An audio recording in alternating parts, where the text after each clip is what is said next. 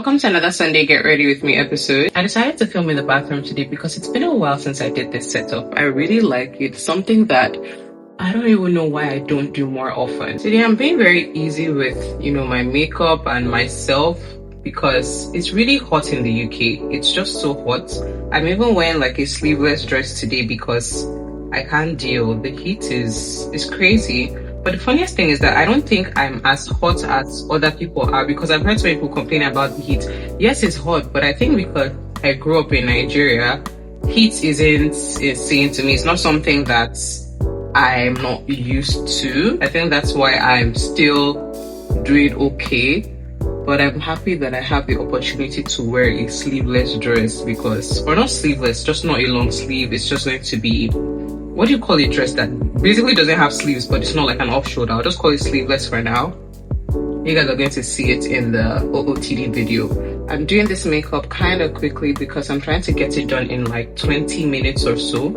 I'm happy I'm already done with my eyebrows, so the rest of it isn't going to take me a lot of time. In the coming week, I plan to create content as usual. I think that's the most obvious thing. I plan to post on LinkedIn. The following week by Sunday would mean 8 weeks of consistency for me across LinkedIn, TikTok, LinkedIn, Instagram, and YouTube. I just recently started incorporating TikTok into my consistency journey. For now, I'll say that I'm really happy by the end of next week makes it, 8 weeks of consistency. I think that goes to show that I have shown up even regardless of how I feel, and I'm really thankful for that. I'm appreciative. A lot of times I don't feel like filming. I think I say this here a lot, but I still go ahead and film because it's just a commitment I've already made. So let's see how it goes. I'm thinking of how I'm going to celebrate 3 months of consistency already. How should I celebrate? Should I go for like a spa day?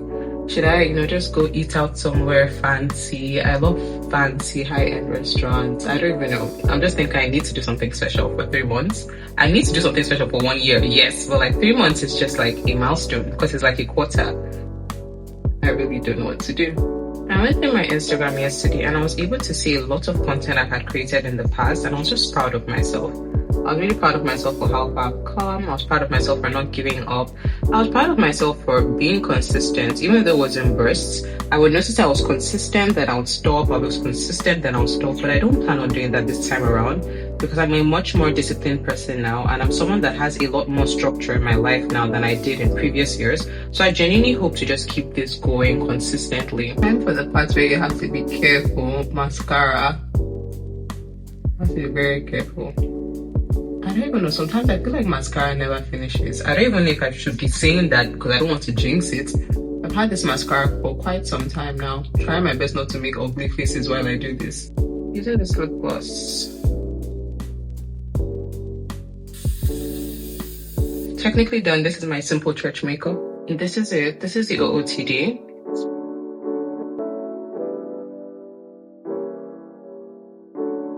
I'm back from church and it was as amazing as it usually is. I'm just going to get right into the sermon. Today's topic was fervor in worship.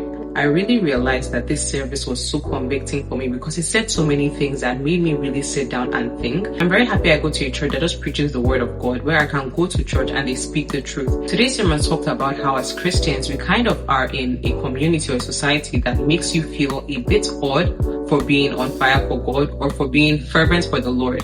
When she brought this up, I found it very timely because just recently I was thinking about this. This happens all the time when I'm thinking about something, or maybe the Holy Spirit is making me ponder on something and they talk about that in church. I was thinking about how in the world we're in, there are a lot of things we do very normally that people don't think that it's dramatic, but when you apply it to your Christian life, people start to act like you're doing something very deep. I would use my life as an example. I try my best to go to church every Sunday. And when I was in Manchester, I used to go all the way to, when I was in Liverpool rather, I used to go all the way to Manchester for church. It was just 40 minutes. And I promise you guys, to me, 40 minutes is I'm not someone that minds going a long distance as far as I know it's worthwhile. So for something like church, I would never even question. It's literally just a 40-minute train. But you guys, if you see the way people react when they hear that I'm going to Manchester for church, they'll be like, you're going to another city, you're going all the way. Mind you, when I stayed in Lagos, as much as I stayed on the island and I didn't live on the mainland, but people do this normally.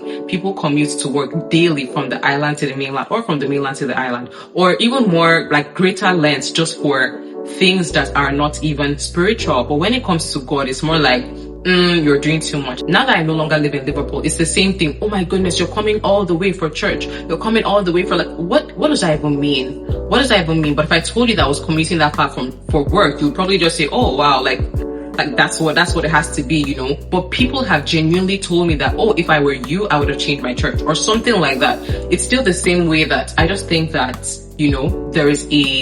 there's a way that I genuinely feel like we don't rate God. And what I mean by that is that we would prioritize things above God because we feel like, yes, he's important, but is he that, important, basically? And I've realized that people do this just because of what I've explained that I experienced in my life. The commuting to church thing is just one example. I can imagine people, like I said, traveling for work, traveling for travel, just normal travel, or traveling for even concerts, and not having to think about how much time they're spending when it's going to see their favorite artist. But when it comes to God now, I can't give him 40 minutes out of my week.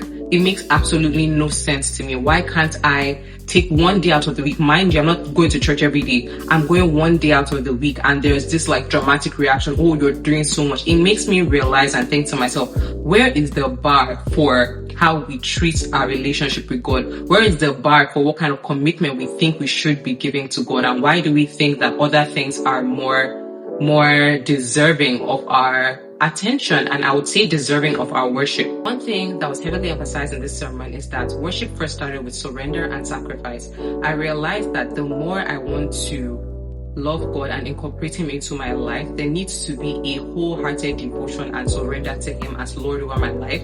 I realized this not just from this sermon, but this sermon made it so profound that God is the Lord of my life. He's my God. He's not just the first thing in my life, but he's the center of my life. He's everything. I really just think that this sermon was so timely for me. The sermon also really emphasized that we should be fervent in our devotion to God, which really means being on fire for God, burning for God, loving God with all your heart, your soul, and your mind. People should know that you love God. And I think that this is something that I also think about sometimes in my life. Like, can you tell I love God? Can people tell that I'm a child of God without me having to open my mouth? I think these are very important things to say. I don't want to ever find myself in a situation where people are questioning whether I'm a Christian or not after spending an elongated period of time with me. I really believe if you get to know me for like one day or even 2 days, you will hear me say God. You will hear me talk about God. You will hear me incorporate God into the conversation because he's a very present factor in my life. And I think that it is something that is so important for us as Christians to have this knowing, this interwoven nature with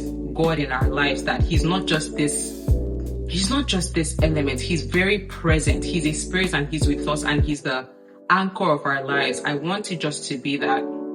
This sermon made me reflect deeply to know that I want God to be the anchor of my life, in my life, and also visible to those around me. And I think to myself, if you're so deeply in love with God, these things that are considered bare minimum would be considered the bare minimum to everybody else. Like, people wouldn't be raising their eyebrows thinking, oh my goodness, I'm going to church. Oh my goodness, I'm doing this. The sacrifices you make for God wouldn't even feel like sacrifices because they're the bare minimum.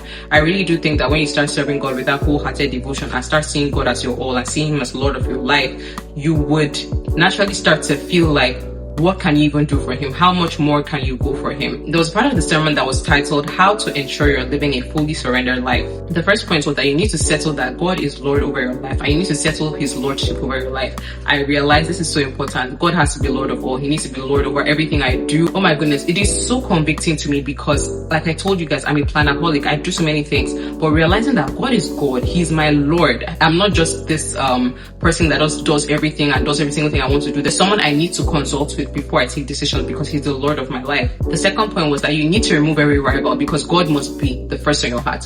I used to speak about this with someone I know a lot, that she would always tell me that God needs to be what is and who is on the throne of your heart. But the thing that the pastor had told us today in the sermon was to constantly and daily surrender and give our hearts, our wills, our desires to God so that he can genuinely sit at the throne of our hearts and so that nothing else competes with him for that position. The other thing was that let your worship find expression. I think that it's so important to worship God because the Bible tells us that the true worshippers of God will worship him in spirit and in truth. I really think it's so important to worship God wholeheartedly and genuinely like to express it. The fourth thing she had mentioned is that your worship should not be hidden. People should know you're a child of God. Something that really made me laugh that she said is that you shouldn't be the person that always says, oh, God sees my heart, because people say that all the time when maybe someone says that you're doing something that isn't God, yours wrong, and you're like, God sees my heart.